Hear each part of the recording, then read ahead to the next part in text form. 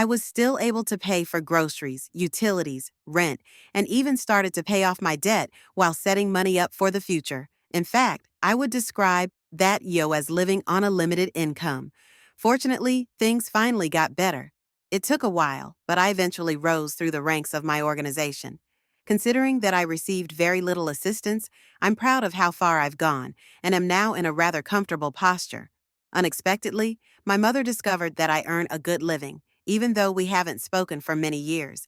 At nearly 33, I currently hold a senior management role at the same organization where I began my career.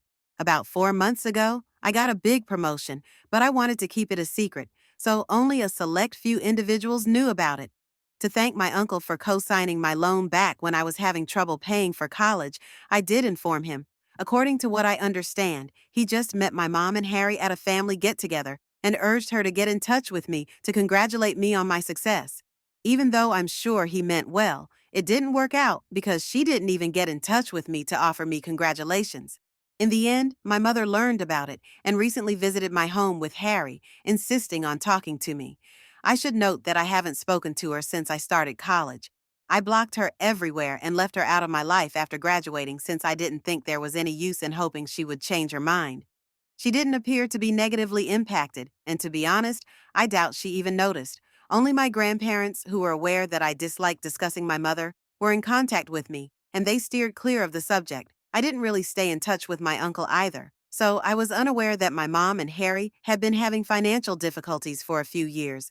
Only when they arrived at my door and told me how bad things had gotten did I find out. It was wishful thinking, but the only reason I even allowed them inside was because I hoped they would be coming to make amends. They began by stating that they had heard from my uncle about my promotion and how I was one of the youngest individuals in such a prominent position in my firm, rather than congratulating me on my accomplishment. It seems that they were surprised that I had kept it from them. Ironically, I was taken aback that they expected me to communicate with them at all, much less deliver any positive news. Additionally, they were disappointed that I had shut them out of my life, claiming that it was only because they had prioritized their children above me.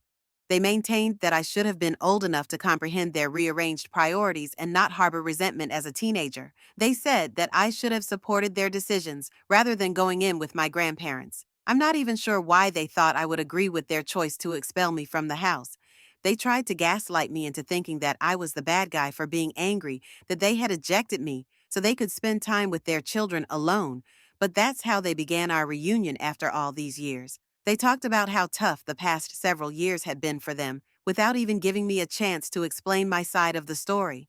They described how they had launched their own company, but, regrettably, it did not succeed, resulting in losses. They were now attempting to make up for previous losses, and they desperately needed money as the twins were getting close to college age. I saw then why they had come. They needed financial assistance. They didn't waste any time going right to the point, even trying to soften it by claiming that I could make it up to them by paying for my siblings' schooling, but that at first they were upset that I hadn't contacted them despite performing well. Their attempt to make it seem as though they were doing a favor by allowing me to pay for the college education of two children I no longer knew astounded me. I told them right away that I wouldn't be doing that, and that it was disrespectful of them to believe they could coerce me into doing so. I became irate and reminded them that they were the reason I had to work during my college years and pay for my own education, because they wanted to save for their real children, who they believed deserved it more than I did. They had refused to provide me with financial support back then.